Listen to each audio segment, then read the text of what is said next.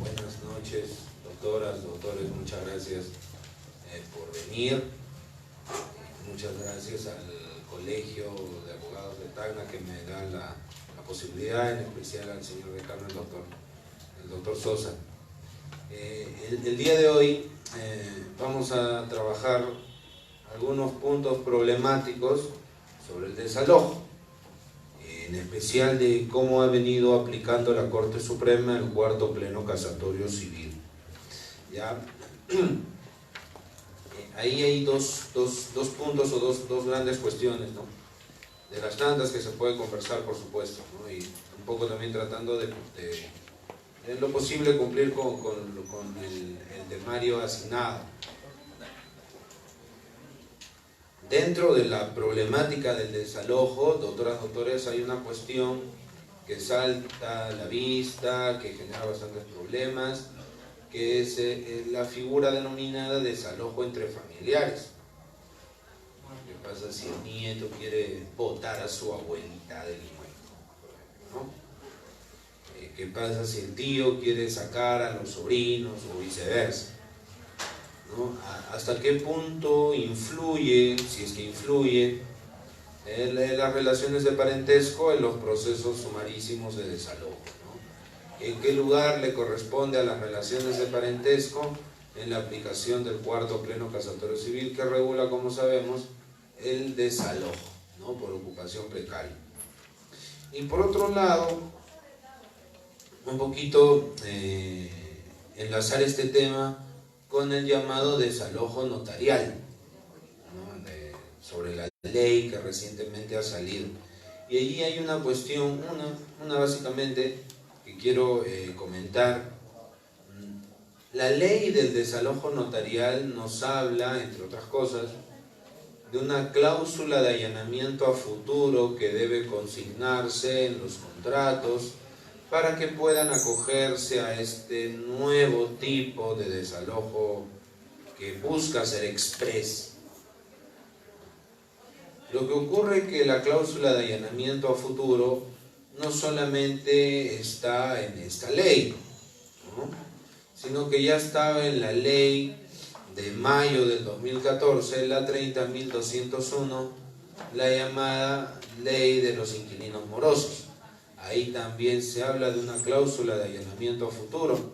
Entonces lo que se viene preguntando, lo que se viene comentando en diferentes foros, en diferentes eventos, es si esta cláusula de allanamiento a futuro de la ley, de la flamante ley del desalojo notarial, es la misma cosa que la cláusula de allanamiento a futuro del 594 del Código Procesal Civil, modificado, ¿no? Por la 30.201, la mal llamada, ¿no? Ley de inquilinos morosos, que en realidad, como sabemos, es la ley que crea el registro de deudores judiciales morosos, ¿no? Entonces, de esos tres grandes puntos voy a ocuparme a continuación, ¿no? A ver, antes de agosto del año 2013 había bastante controversia jurisprudencial, bastante controversia a nivel de la judicatura sobre cómo entender al precario, ¿no? Al supuesto de desalojo contra un precario, contra un sujeto que incurría en el supuesto previsto en el 911 del Código Civil. Esos diferentes entendimientos, esas diferentes maneras de entender o de aplicar el 911 del Código Civil queda o trata de quedar zanjado luego del cuarto pleno. El cuarto pleno, si nos fijamos, establece una serie de supuestos que antes considerar los supuestos de precario era una cosa media problemática, pero a partir del cuarto pleno como que el concepto de precario queda un poquito más delimitado, ¿no? Y se habla de hasta 6 grandes supuestos principales de precariedad.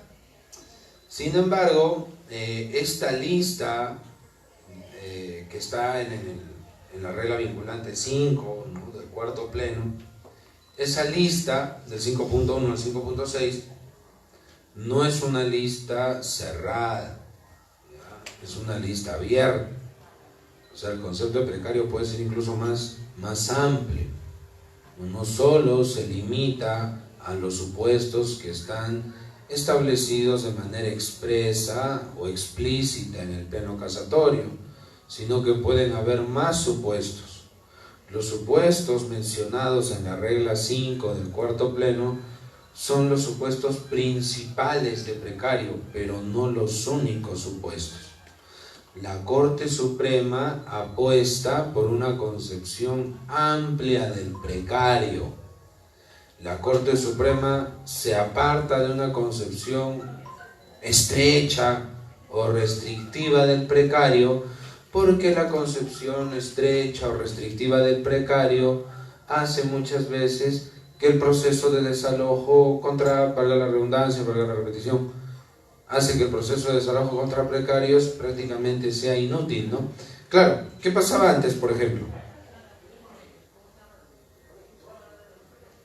Un demandado por desalojo presentaba, doctores, cualquier documento, cualquier papel, ¿no? Y decía, no, este es mi título para poseer. Un papel que no tenía pues mayor sustento, ni siquiera era suscrito por el propietario o por el demandante, ¿no? De repente por algún tercero. Entonces, muchos jueces simplemente decían, está alegando que tiene un título. Si ese título es nulo, anulable, si tiene efectos o no tiene efectos, eso no lo podemos analizar en el proceso sumarísimo de desalojo. Tiene que haber otro juicio improcedente la demanda. O sea, por cualquier cosa, ¿no? Levantaban una edificación, lo demandaban. Ahí, entre gallos y medianoche, se consiguieron los albañiles, levantó una edificación. Le decía al juez, no, señor juez, acá hay una construcción, tiene que verificarse los derechos sobre esta construcción antes de ver un desalojo. Y algunos jueces, no todos, decían, sí, pues, ¿no? Aquí hay que evaluar, aquí hay que mirar, hay que analizar primero qué hacemos con la edificación, antes de ver si votamos o no votamos al demandado que está poseyendo. O si había, por ejemplo, un supuesto de resolución extrajudicial de contrato. Una persona vendía un inmueble, el comprador no le pagaba, le resolvía el vendedor el contrato, ¿no? Y luego lo demandaba por desalojo. Entonces el demandado decía, bueno, yo niego que haya habido una resolución contractual. Primero tiene que evaluarse si realmente ha habido resolución contractual o no en un proceso de conocimiento. Luego de eso ya se verá si va el desalojo o no. O sea, cualquier alegación de alguna cuestión, vamos a llamar